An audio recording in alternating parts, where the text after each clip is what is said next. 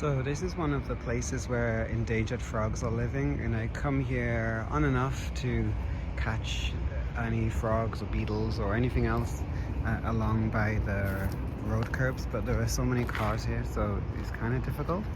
But I made a civil complaint in this area here because I know there are endangered frogs, so I'm going to keep finding them so I can document and make another civil complaint. But actually finding them in this road is I have to go all the way down there and follow all the way around. It's takes at least an hour, as I'm always catching little beetles like let me show you.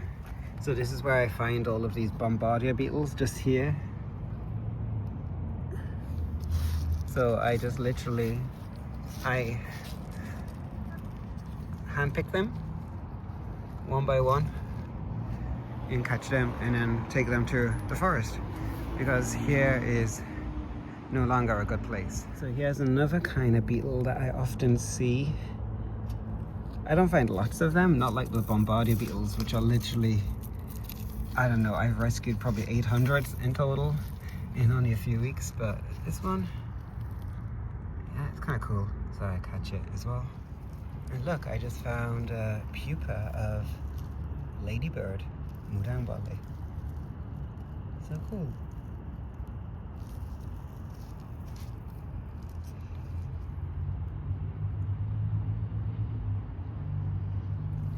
There are all these plants just growing on the road. And just behind there I can see there is a mating pair. You often see them paired together. So sometimes I can catch them. I mean, always I can catch them, but what I mean, sometimes I can catch them together without them separating and going their own way. Let's see.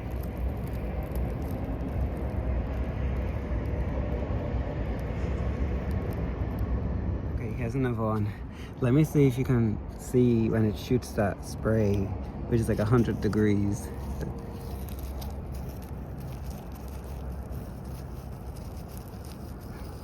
They often do it, but sometimes, nah, this one didn't do it this time. Oh, that's a shame. Never mind. Next one, maybe. Okay, here's another one. And one in my hand. Okay, let's see. I don't know if this is gonna work, but no. I just did it. It's just there 2 times. Okay, here we go. Let's see. I'm gonna try and catch it.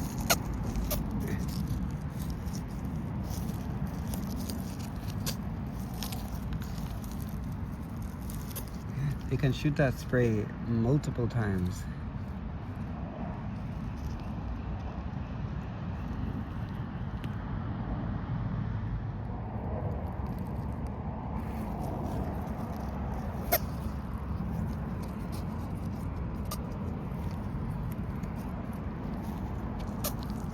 I just found a bigger beetle here. I've just started finding them, these ones, only recently.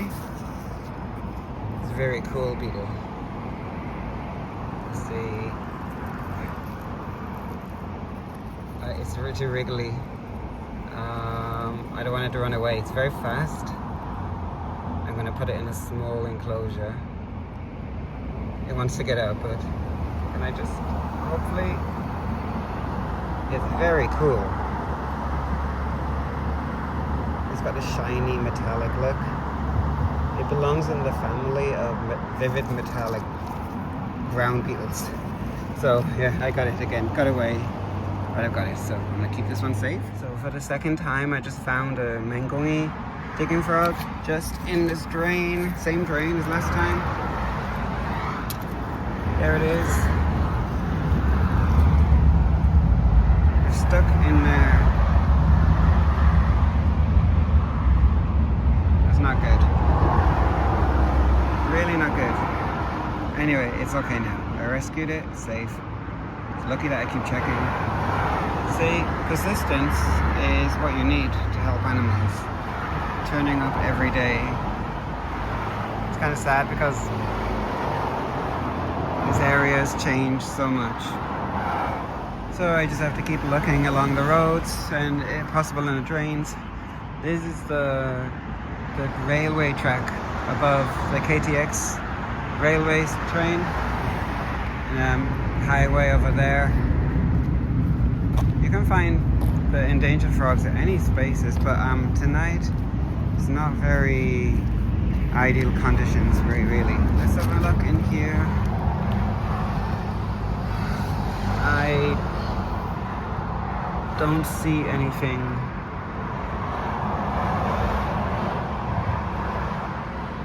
I don't think so. Maybe not in that one today. That's okay.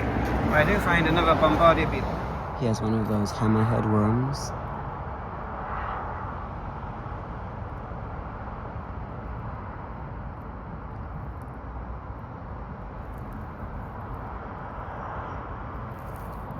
They need wet conditions, so if it's too dry, they will die out.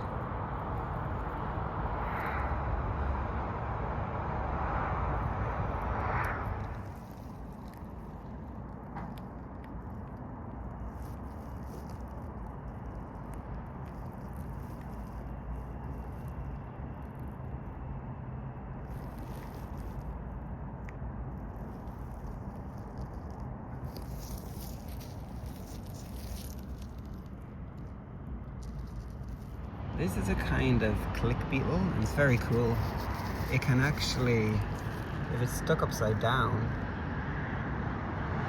they can actually flip themselves back up, and they make like a clicking sound as they do that. Hence the name, click beetle. Very cool.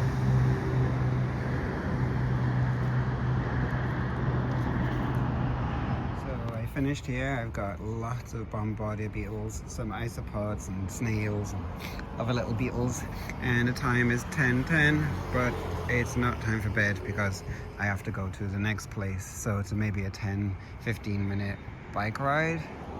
It's not far away at all really, but I have to wait for traffic, so I'm going to head down that way and I'm going to go to the tunnel where I rescued some frogs yesterday and took eggs today. So let's go. I just got another digging frog from the same place. It was just down in the corner, one of those corners. They often climb up there and they can't get out. So it's very, very good that I can find this one.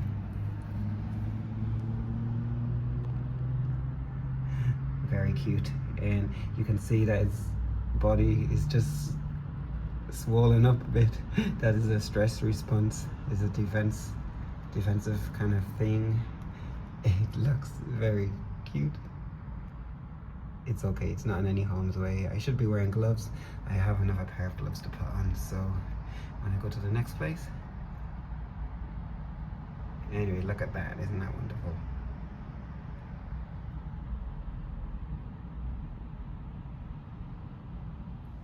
There's another endangered frog. Oh, it's just disappeared. Typical. Oh, I'm going to wait till it comes back up and catch it. Get it out of here. It's not really ideal.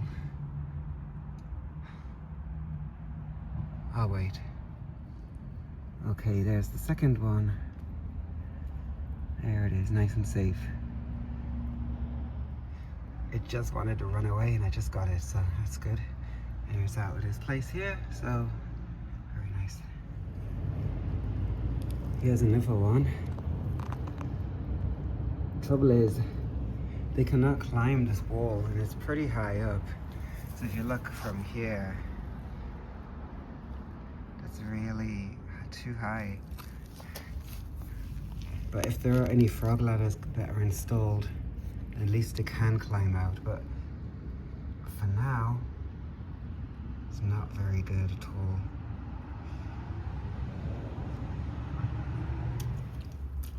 Here's another one. Excellent. It's the fourth one now in this little spot.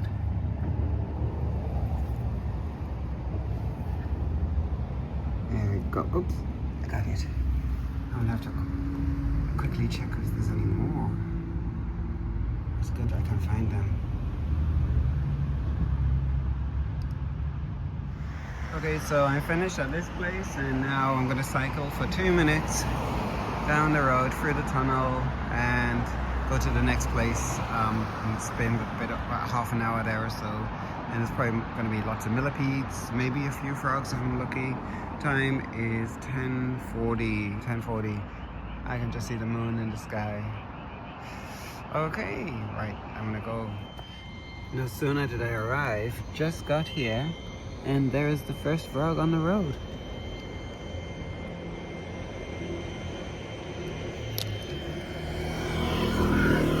There we go, looky. And I really should put some gloves on. I'll try again. I'll do this properly this time. So, really, when I'm handling a frog, I should be wearing gloves like these nitrile gloves, because actually, it's not about my hands getting dirty if I pick up a frog. That's not the reason. The reason is that the skin of a frog is kind of like, I guess, like a sponge that they absorb things. So if my hands are dirty, or for example, if my hands are really clean, but I don't rinse the soap off my hands very well, then that can get absorbed into the frog's body, and that can make the frog sick. So wearing gloves is less about protecting my skin from a frog, so I'm not worried about that. Oops, it's gonna jump away. It's more about protecting the frog. I like collecting these tiny little red beetles. They look kind of red, more underneath than on the top of them. It's like a dark, very dark red, I guess. But anyway, they're kind of cute. I don't know exactly what they are, but I catch them anyway. It turns out I just found some more, actually, just in the very same place. Yeah, so they can have a new habitat tomorrow.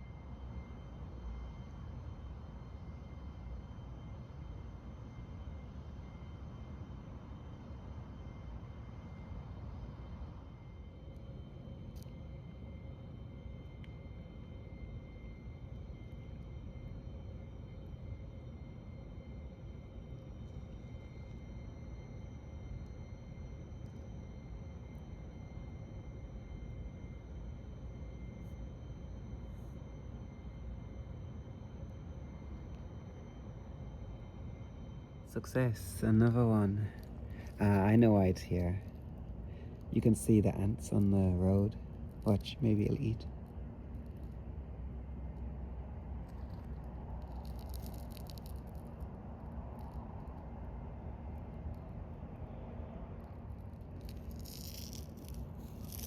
Right, there's an ant. There's a couple actually heading towards Mengungi.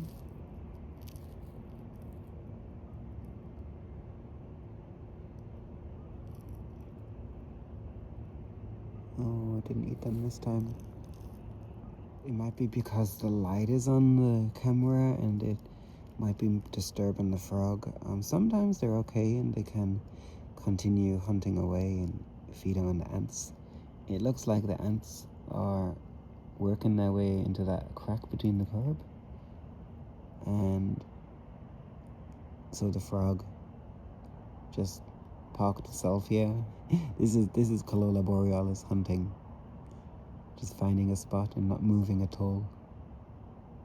And often the ants, sorry, not often, always the ants have no clue, and they just get eaten up one by one. It's lucky that this road is very, very quiet, but I mean, sometimes it could be bad.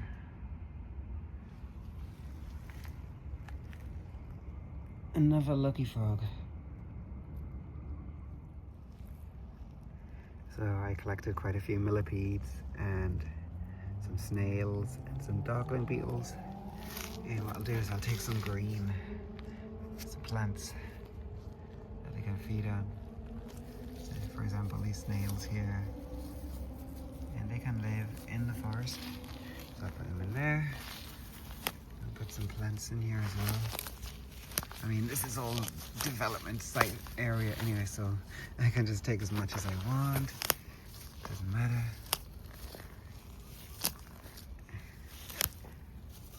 And these big leaves, I think that the snails like those too.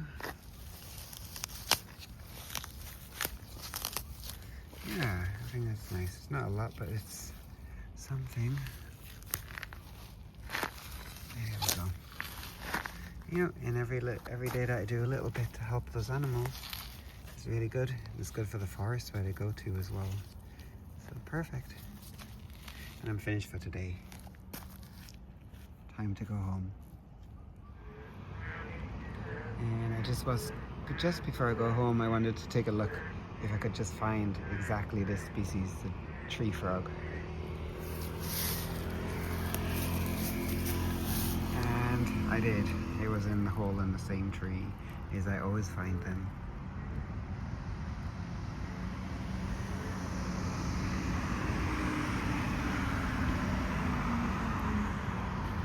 Uh-oh, it's climbing up.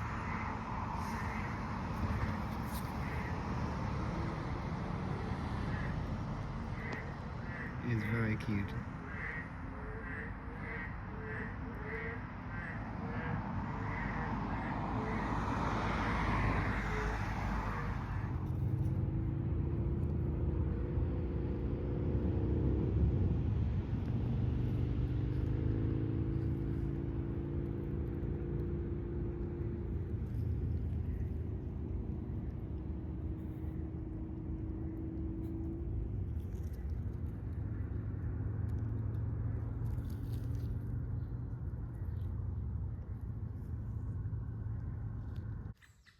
Okay, so here's that beetle that I caught yesterday on the road. And you can go here in the forest.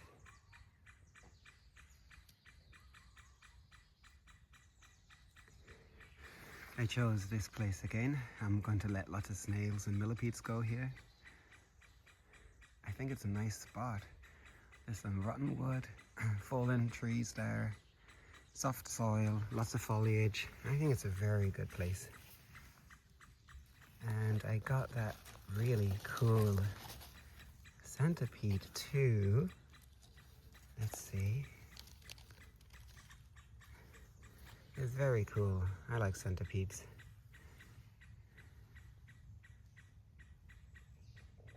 I wonder if I can bite. I'm not really worried about it though, personally. It'll be okay. Anyway, I think. Okay, there we go. Let it go on the bit of wood.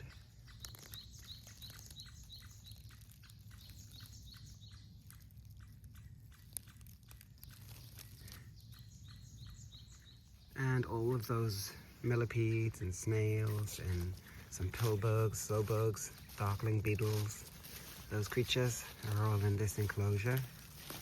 And I think this is also a pretty good place for them. So just going to spread them out a little bit there and they can find their way. I didn't get a whole lot of snails, but I got a few. Ah, oopsie, there's also, I see, inside there's another bombardier beetle in the wrong enclosure. Never mind. Anyway, I'll let them all go. And next is the big bombardier beetles after this one. So now is the bombardier beetles to go outside. So, I'll let them all go. They're all in there somewhere.